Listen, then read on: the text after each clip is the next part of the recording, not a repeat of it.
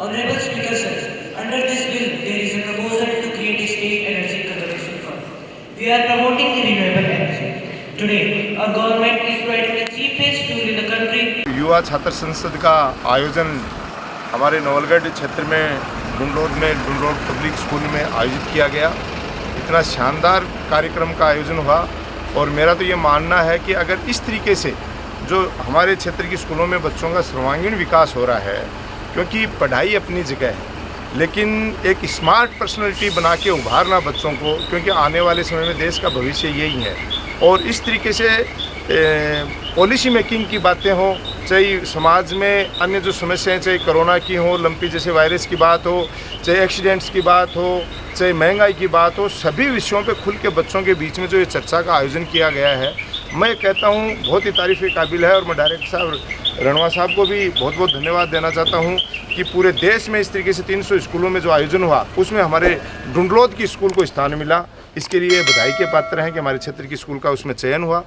और यही चीज़ मैं तो चाहता हूँ हमारी पंचायत समिति हो, चाहे पंचायतों के माध्यम से ये बच्चे पूरे क्षेत्र में इन चीज़ों को आगे बढ़ाएं, ताकि आने वाले समय में जो आज समस्या हमारे को झेलनी पड़ रही है, जो योग्य जनप्रतिनिधि हैं और जो इसमें जाति, बिरादरी, क्षेत्रवाद, इन चीज़ों से ऊपर उठ के केवल देश के और क्षेत्र के विकास और डेवलपमेंट के बारे में सोचें, ऐसे प्रतिनिधियों का चुनाव करने में जो ये पीढ़ियां बन के तैयार हो रही हैं, जिनका सर्वांगीण विकास ऐसे विद्यालयों में हो रहा है, निश्चित तौर पे देश की दिशा और दशा बदलेंगी और हमारे देश का पूरे विश्व में एक नंबर पे नाम जिस तरीके से आगे बढ़ता जा रहा है और होगा। देश विकसित हो अपना, ये हमारा सपना है सभी पूरे देशवासियों का। 2047 में देश विकसित कैसे हो, ये स्टार्टिंग इस सेंट्रल गवर्नमेंट ऑफ इंडिया की एक स्कीम चली है, उसके अकॉर्डिंग सब में स्कूल में जो देश के अंदर 300 स्कूल का चयन किया गया है। 300 स्कूल में 2 स्कूल झुंझुनू की अपनी सेलेक्ट हुई है, डुंडलो पब्लिक स्कूल डुंडलोद और डुंडलो पब्लिक स्कूल झुंझुनू। 18,000 बच्चे इसके अंदर पार्टिसिपेट कर रहे हैं। 2047 के अंदर ये बच्चे इस देश के लीडर होंगे, क्योंकि ये आज कोई 13 साल का है, कोई 14 साल का है, कोई 15 साल का है, उस लेवल तक जाते जाते ये अपना फ्यूचर बनाना शुरू कर देंगे।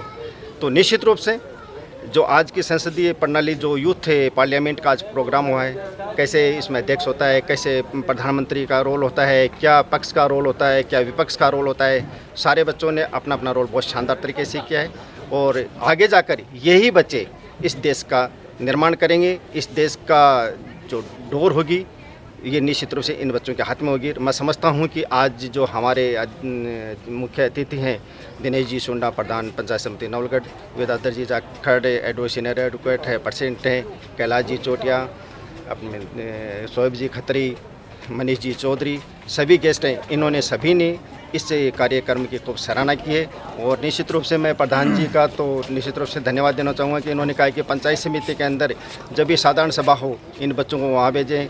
मैं अध्यक्ष नगर पालिका दोनों का भी धन्यवाद देना चाहूँगा कि इन्होंने भी निश्चित रूप से वहाँ इनवाइट करने के लिए बोला है और वहाँ बच्चे जाएंगे। और ये यहाँ की व्यवस्थाएं कि प्रजातंत्र में नीचे से कैसे व्यवस्थाएं शुरू होती है, निश्चित रूप से ये बच्चे सीखेंगे और आगे जाके देश की सबसे बड़ी संसद, सबसे बड़ी पंचायत जो लोकसभा है, राज्यसभा है, वहाँ पे जाके ये बच्चे निश्चित रूप से, मुझे विश्वास है इनमें से कोई न कोई बच्चा निश्चित रूप से वहाँ जाके और काम करेगा, देश की नीति दिशा निर्धारित करेगा।